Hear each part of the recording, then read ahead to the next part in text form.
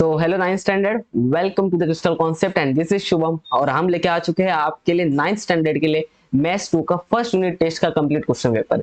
इस question paper को बहुत बेहतरीन ढंग से हम लोग मिल के सॉल्व करने वाले हैं। किस तरीके से आंसर राइटिंग करनी है एग्जामिनेशन में, ये सारी बातें हमें इस क्वेश्चन पेपर से समझ में आएगी। ठीक है, तो look at this is your question paper, जो हम 1 बाय 1 ऊपर से नीचे तक चेक कर सकते हैं। मैं आपके लिए धीरे धीरे इसको बता देता हूँ।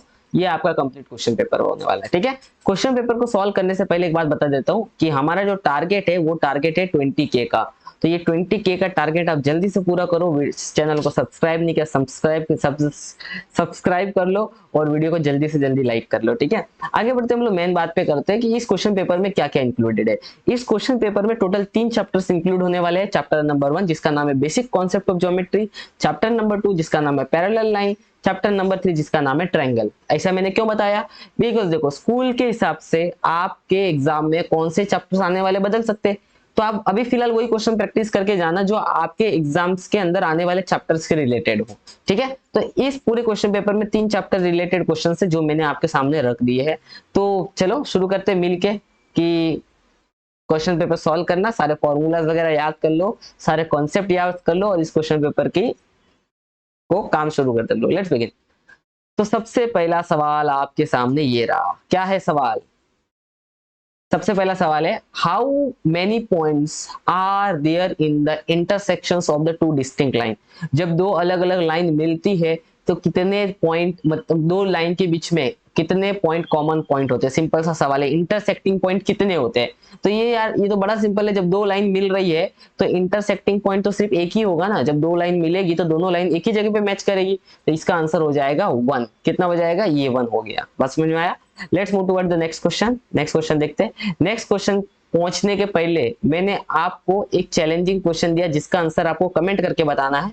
आपको लिखना है चैलेंज नंबर 1 और जो भी इसका आंसर सही वाला आंसर होगा, जो भी आपका इसका सही आंसर वाला होगा वो आपको टाइप करके बताना है। ऐसा चैलेंज नंबर 1 और अपना ऑप्शन टाइप करके बताना। ठीक है, तो सबसे पहला सवाल है, how many intersecting points between two parallel line. दो पैरेलल लाइन के बीच में कितने इंटरसेक्टिंग पॉइंट होते हैं। ऑप्शन है आपके सामने, option A infinite, B 2 points, option C not a single point और ऑप्शन डी 1 पॉइंट। तो जल्दी से जल्दी कमेंट करके बताओ। ठीक है, आगे के सवाल के पीछे बढ़ते हैं हम लोग। इन ट्रायंगल एबीसी, एक एबीसी नाम का हम लोग ट्रायंगल बना देते हैं। Look at this is the ABC नाम का ट्रायंगल। और इस एबीसी नाम के ट्रायंगल में 3 एंगल है। पहले का नाम है ए, बी और सी। बना दिया। अब एंगल ए का जो मेजरमेंट है, एंगल ए का जो मेजरमेंट है वो है, यहाँ पे आपको दिखेगा 76 बराबर। एंगल बी का मेजरमेंट 48 और एंगल सी का मेजरमेंट आपको फाइंड आउट करना है। एंगल सी का मेजरमेंट क्या करना है? फाइंड आउट करना है। ठीक है ना? तो कैसे करेंगे? तो आपको पता है एक ट्रायंगल के अंदर सारे एंगल का जो सम होता है, सारे एंगल का जो सम होता है वो कितना होता है? वो होता है 180 डिग्री। कितना होता है? 180 degree. This is the measures of the all angles of the sum of the measures of angles of triangle. तो यहाँ पे आप लिख देना reason, sum of measures measures of angle, angle नहीं है एंगल्स, एक से ज्यादा एंगल है ना, एंगल्स ऑफ ट्रायंगल। ट्रायंगल के आगे एच मत लगा, एस मत लगाना, बिकॉज ट्रायंगल तो एक ही, एक ट्रायंगल के 3 angle, that's why we write sum of measures of angles of triangle. Now put the value of their corresponding angles. Can you tell me the what is the value of angle A? The value of angle is become 76 degree. Can you tell me what is the value of angle B? Just angle B is 48 degree. Angle C को हमें find out करना, you have to write as it is and this become 180. Now what you have to do, you have to add these two numbers, 76 plus 48। तो 76 plus 48 कितना हो जाएगा? 14, 1 carry forward, 8 और ये 12, 124। देखो कभी कभी एडिशन गलत हो जाता है तो कमेंट में आप बता दिया करो। ठीक है ना? This is become 180। Now what we have to do, हमें सिंपल से ये 124 को राइट साइड में लेके जाना है। तो 180 माइनस 124, तो आप बता दो कितना हो जाएगा। देखो 10 में से 4 गया तो 6, 7 में से 2 गया तो 5 और 1 में से 1 गया तो 0। तो you can say that the angle of C is become 56 degree. तो यहाँ पे इस तरीके से आपको इस क्वेश्चन का आंसर तो नहीं करना था, ऑब्वियसली आपको तो सिर्फ चेक करना है कि कौन सा आंसर सही है। तो हमें यहाँ पे क्लियर कट दिख रहा है कि option number option number B, look at this, option number B is a correct. आगे समझना, लेट्स मूव फॉरवर्ड। ओके, आगे बढ़ने से पहले सबसे इंपॉर्टेंट बात, इस चैनल के ऊपर अब तक हमने बहुत सारे क्वेश्चन पेपर आपके लिए अपलोड करके रखे हैं। 9 अलजेब्रा का, बहुत सारे, मतलब ये तो सिर्फ जस्ट डेमो है यार, डेमो है। लिंक मैंने डिस्क्रिप्शन में दिया है, प्ले लिस्ट का लिंक दिया जिसमें आपको सारे previous year practice paper, questions paper, जिसको आपको अगर प्रैक्टिस करके जाते हो तो आई डोंट थिंक कि आपके मार्क्स कम होने वाले। मार्क्स तो कम छोड़ो, टेंशन कम हो जाएगा यार, इतना सारा पढ़ने से। अच्छा फिलहाल तो क्वेश्चन पेपर सॉल्व कर लो, टाइम बहुत कम, पढ़ना तो चाहिए यार, बुक को पढ़ना मतलब बहुत ज्यादा इंपॉर्टेंट है, but now you have less time, तो लेस टाइम में इफेक्टिव तरीका क्या है, सॉल्व क्वेश्चन पेपर। ओके, तो फटाफट कमेंट नीचे जाओ, फटाफट आगे बढ़ते हैं। उससे इंपॉर्टेंट बात, अगर आपको सबसे मतलब चैनल पे इतने सारे वीडियोस है, आपको पता करना है कि यार सिंपली कैसे वीडियो पे पहुंचूं कि मेरा काम बड़ा इजी हो जाए, चैनल पे जाओ, प्ले लिस्ट पे क्लिक करो, चैनल पे जाके प्ले लिस्ट पे क्लिक करो, जितना प्ले लिस्ट देखा है 9th स्टैंडर्ड के रिलेटेड जो भी प्ले लिस्ट है वो एक बार पढ़ो, और उसके अंदर क्या क्या दिया चेकआउट कर लो। तो बड़ा सिंपल तरीका है, आपको जो चाहिए वो मिल जाएगा, ठीक है ना। प्ले लिस्ट को चेकआउट करना कोई बड़ी बात नहीं, 10-15 प्ले लिस्ट थी, उसमें से 9th स्टैंडर्ड का प्ले लिस्ट सबसे ज्यादा है, ठीक है। तो अब अपना नेक्स्ट क्वेश्चन की तरफ पढ़ते हैं। Look at this next question, हमें क्या दे रखा है अच्छे से समझते हैं इसको। नेक्स्ट क्वेश्चन को, write the following statement if and then form के देन के फॉर्म में ये स्टेटमेंट आपको लिखना है, ठीक है ना। क्या स्टेटमेंट है, the diagonals of rectangles are congruent, और इसको आपको इफ और देन के फॉर्म में लिखना। कैसे लिखोगे आप इफ और देन के फॉर्म में स्टेटमेंट को, diagonals of rectangles are congruent, how can you write.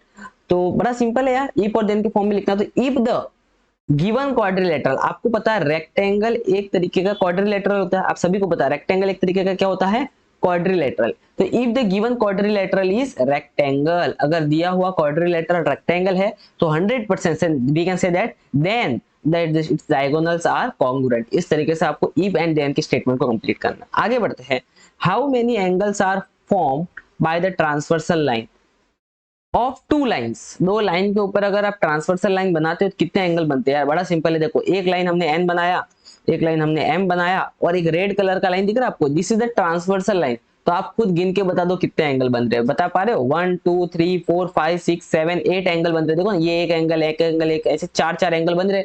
तो दे आर इट कैन, कितने एंगल बनेंगे टोटल, 8 एंगल्स। कितने बन जाएंगे, 8 एंगल्स, इसका आंसर हो जाएगा, ठीक है। Next question, if the coordinates of point A is x and B is y, okay, and find the distance between A and B, आपको x का वैल्यू दे रखा है and B का वैल्यू दे रखा है। सबसे बड़ी सबसे सिंपल सी बात है भाई, x का वैल्यू आपको 6 दे रखा है और y का वैल्यू आपको -2 दे रखा है, ठीक है। अब मुझे बताओ इन दोनों में से बड़ा कौन है, इन दोनों में से ऑब्वियसली 6 बड़ा है, 6 क्या है, बड़ा है, -2 से बड़ा है। अब हम क्या करते हैं, बड़े में से छोटा माइनस करते हैं। आप प्लीज इसको मत देखना, ये किसी बच्चे ने रॉन्ग कर रखा है, जिसने पेपर दिया उसने रॉन्ग कर रखा है, हम ऐसे ब्रैकेट वापस बना लेते हैं। चलो अब आप बताओ, बड़े में से छोटा माइनस करेंगे तो बड़ा मैंने 6 लिख दिया, छोटा कौन है, छोटा एक्चुअल में -2 है, 2 नहीं है, -2 है, तो यहाँ पे आपको -2 लिखना है, करेक्ट है।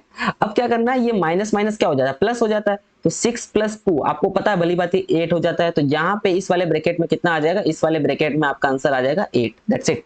कुछ नहीं करना यार, इतना एक्टिविटी बेस्ड क्वेश्चन इतने इजी होते हैं यार, 2 मार्क्स ये लो हाथ में आ गए। आगे वापस सेम एक्टिविटी बेस्ड क्वेश्चन है, क्या दे रखा है आपको, RP is parallel to MS, look at this, ये वाला लाइन ये वाली लाइन से पैरेलल है, डीके इज अ ट्रांसवर्सल, ये वाला लाइन ट्रांसवर्सल लाइन है, एंड एंगल डीएचपी आपको दे रखा है 85 डिग्री। डीएचपी कहां पे, देखो डीएचपी ये रहा, ये रहा, ये आपको 85 डिग्री दे रखा है, लुक एट दिस, ये वाला एंगल आपको 85 डिग्री दे रखा है, ठीक है। तो आपको पहले क्या बोला, DHP plus DHR, DHP, DHP किधर है, ये रहा डीएचपी, और डीएचआर किधर है, ये रहा डीएचआर, ये दोनों एंगल मिलके 180 डिग्री है। तो आपको पता है ये कौन से एंगल है, ये वाले। अब जो एंगल्स है वो एंगल्स इन लीनियर पेयर है, तो यहाँ पे रीजन लिखना पड़ेगा, angles in linear pair, simple, ठीक है। अब मुझे बताओ डीएचपी का वैल्यू कितना, डायग्राम में अच्छे से देखोगे आपको, और यहाँ पे भी दे रखा है 85 डिग्री। अब 85 को 180 में से माइनस कर लोगे तो ये माइनस हम लोग ने कर दिया, 180 में से 85 गया तो कितना बचा, 95 बच गया। यहाँ तक समझा, यहाँ तक क्लियर है, ये हो गया हमारा clear.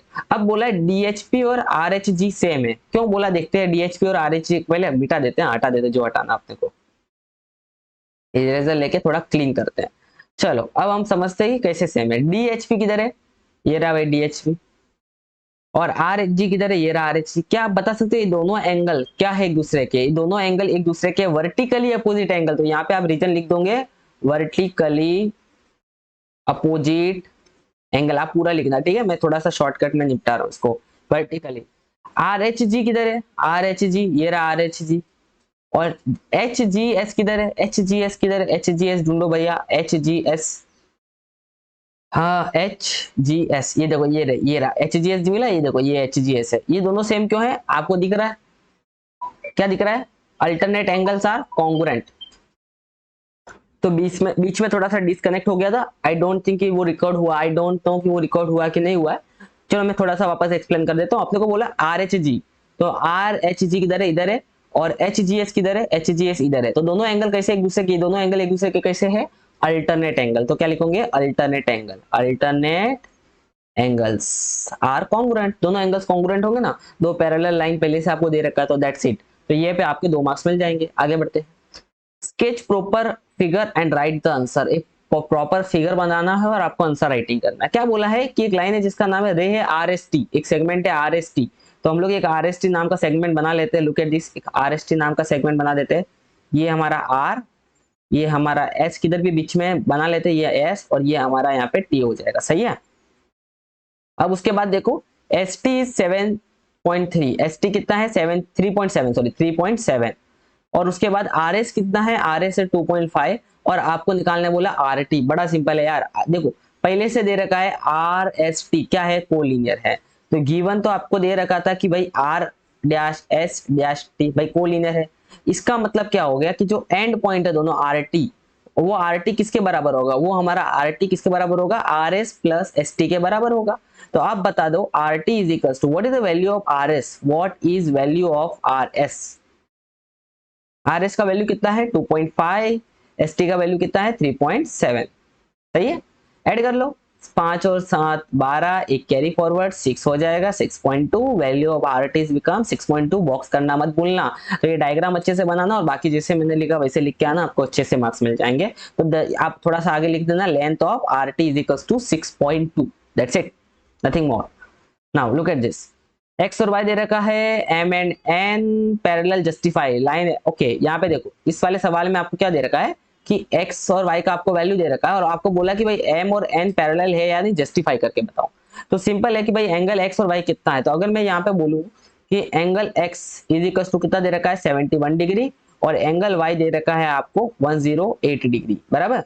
Now what we can do, add angle X and Y. तो हम लोग एड एंगल लिख देंगे, add angle x and y। तो लिख देता हूं angle x plus angle y। ठीक है, चलो देखते हैं। एंगल x का वैल्यू है 71, एंगल y का वैल्यू है 108 डिग्री। क्या दोनों को ऐड कर ले, चलो 108 प्लस 71 कितना हो जाएगा 971। This is the 179 and which is not equal to 180, which is not equal to 180 degree. 179 180 degree के बराबर नहीं है। अगर ये 180 डिग्री के बराबर होता तो हम लोग बोलते थे, क्या बोलते हैं हम लोग, बोलते हैं इंटीरियर एंगल्स आर सप्लीमेंट्री होते, तो दोनों लाइन पैरेलल होती है। आपको पता है अगर इन दोनों एंगल का सम 180 डिग्री आता तो मैं बाय इंटीरियर एंगल टेस्ट क्या लिख देता, M and N are parallel, but the sum is not 180 degree, that's why m and n is not a parallel. As we know that, as we know, if sum of interior angles is 180 degree, then we can say m and n are parallel, बराबर ना। But क्या हुआ, सम 180 degree आया क्या, नहीं आया। So we can say that but sum is 179 degree, that's why that's why m is not parallel to n। आप इसका आंसर कैसे भी देख सकते हो, बट आपको बात समझनी है कि 180 डिग्री सम आना चाहिए। कितना आना चाहिए, 180 डिग्री। सम नहीं आया 180 डिग्री, नहीं पैरेलल है। ठीक है, next point M is the mid point of A B. एक लाइन बनाते हैं, एक लाइन हमने बना दिया और उस लाइन के अंदर पॉइंट एम नाम का एक पॉइंट है जो मिड पॉइंट है। मिड पॉइंट मतलब बीचों बीच है। किसका मिड पॉइंट है, ए और बी का। तो एक सेगमेंट ए और दूसरा सेगमेंट बी हमने यहाँ पे लिख दिया, उसका मिड पॉइंट है। If A B is 8, A B कितना है, ए बी यहाँ पे है 8, तो ए बी यहाँ पे लिख लेते हैं हम लोग 8, ए बी इज 8, बराबर।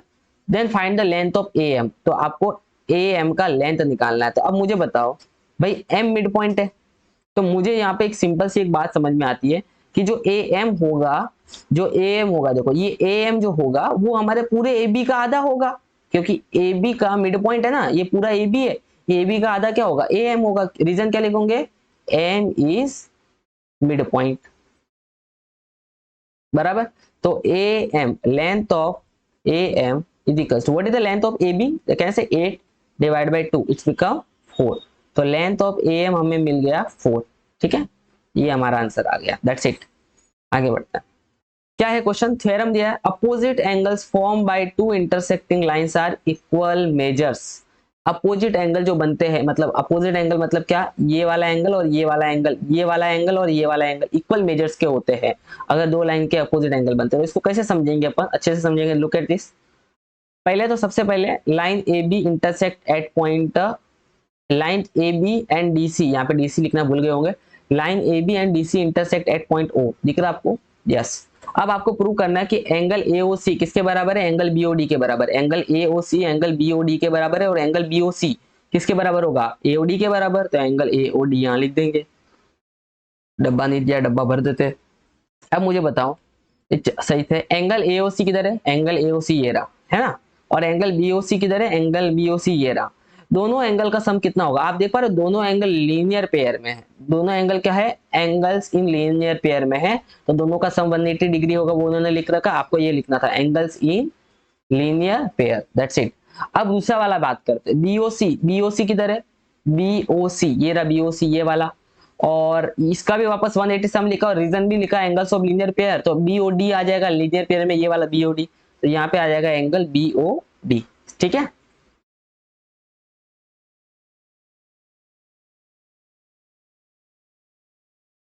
अभी देखो, अब ये 180 है और ये 180 है, अगर RHS 180 है तो LHS भी तो दोनों सेम ही होगा।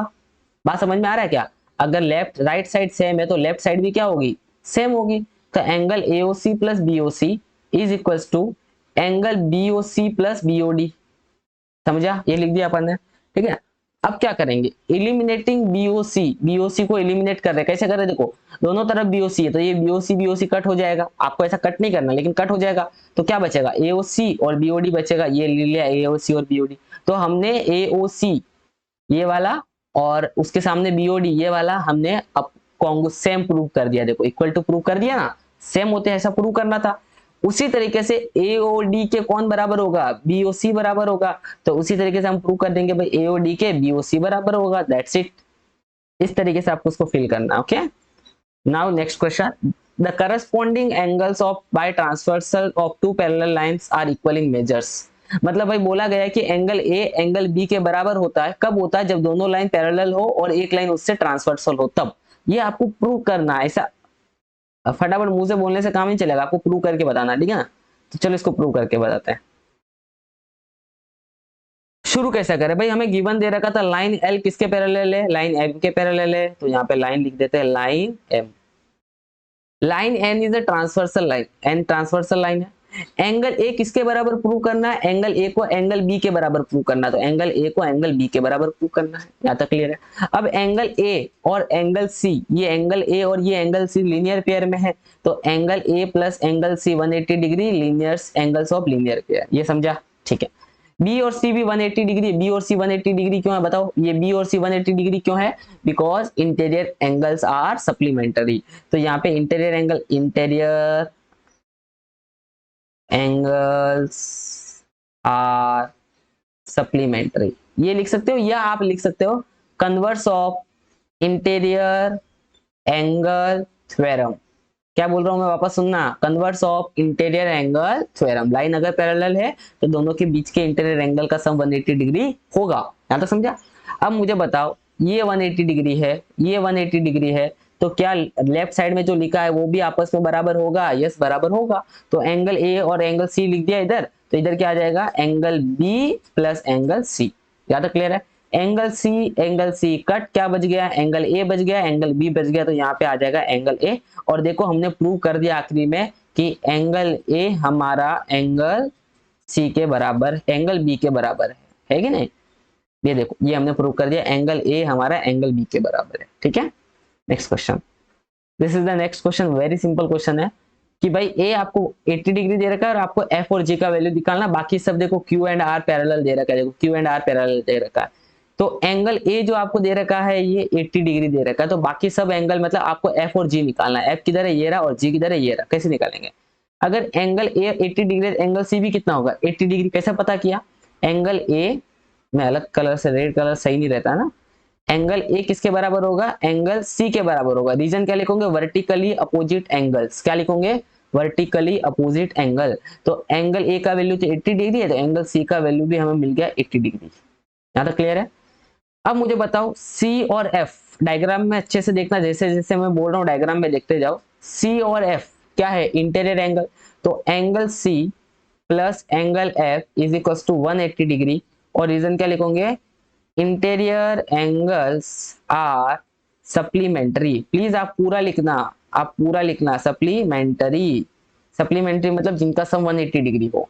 एंगल सी कितना था 80 डिग्री, ये एफ है, ये 180 डिग्री है। इसको यहां भेज देंगे, 180 में से माइनस कर देंगे, तो 180 में से 80 गया, तो आप बता सकते हो कितना आ रहा है एफ का वैल्यू। वेरी गुड, एफ का वैल्यू आ गया हमारा 100 डिग्री। कितना आ गया, 100 डिग्री। यहां तक काम हो गया हमारा खत्म। एफ का वैल्यू आ गया 100 डिग्री। अब क्या बचा, जी बचा। अब आप अच्छे से डायग्राम में देखो, जी और एफ और जी एक दूसरे के साथ क्या है, linear pair, angles of linear pair.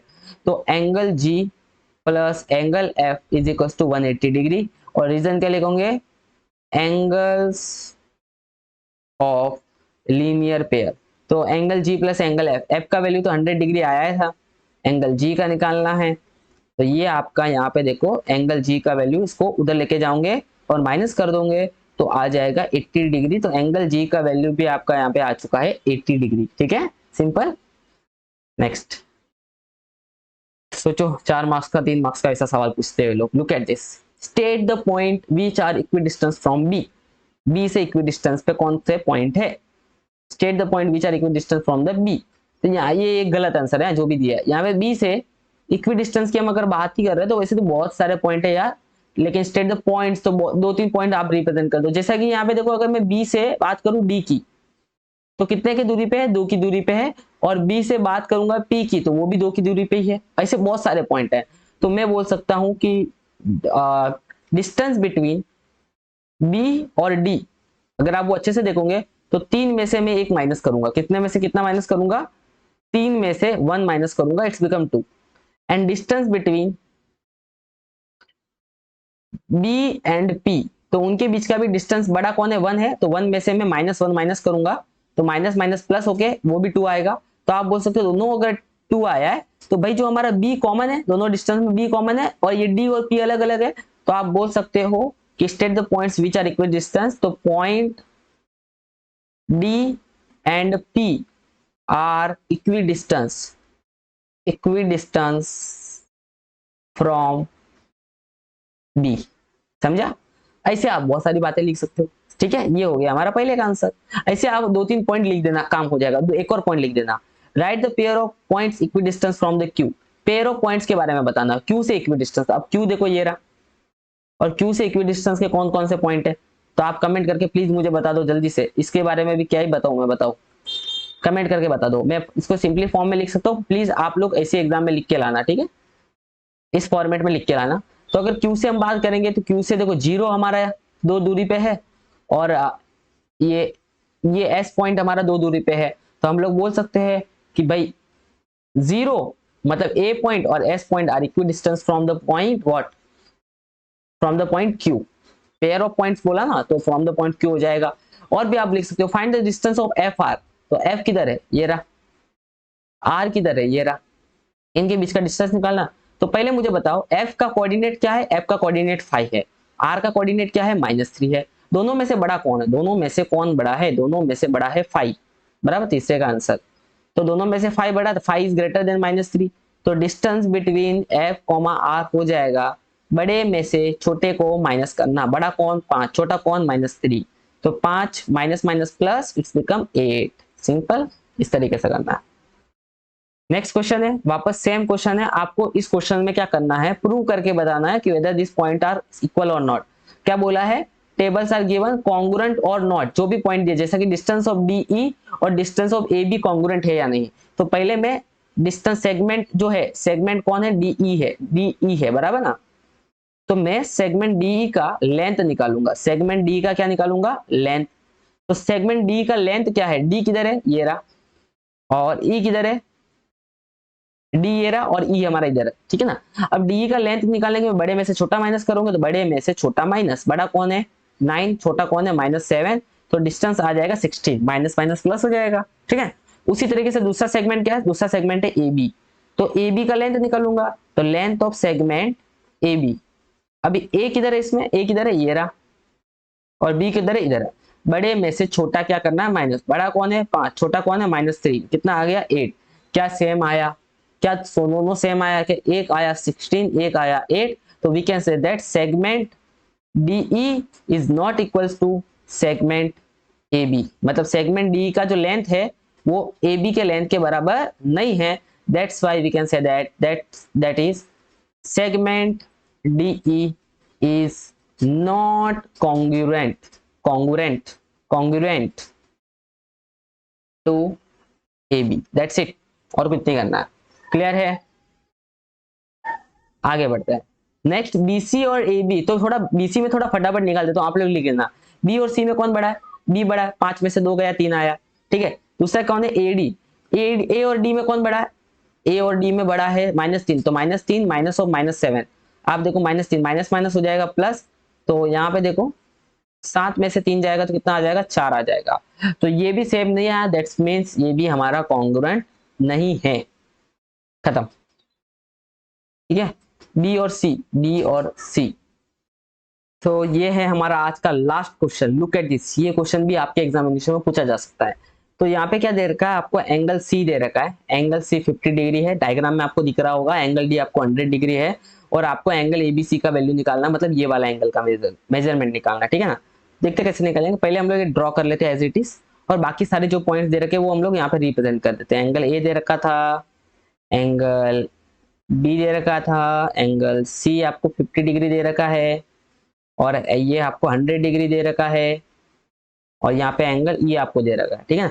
आपको बाकी सारी चीजें अभी निकालनी है। क्या निकालना है, एंगल एबीसी आपके लिए क्वेश्चन मार्क है। कैसे निकालेंगे दोनों, पहले आपको एक लाइन बनानी है यहाँ से जाते हुए सी से, और इस लाइन बनाते ध्यान रखना कि ये लाइन सी से जाए और हमारे ए बी के पैरेलल हो। क्या बोलेंगे, तो पहले क्या बोलेंगे, draw a line X Y, इस लाइन का नाम दे देते हैं हम लोग X and Y. Draw line X Y passing through the point C and parallel to A B.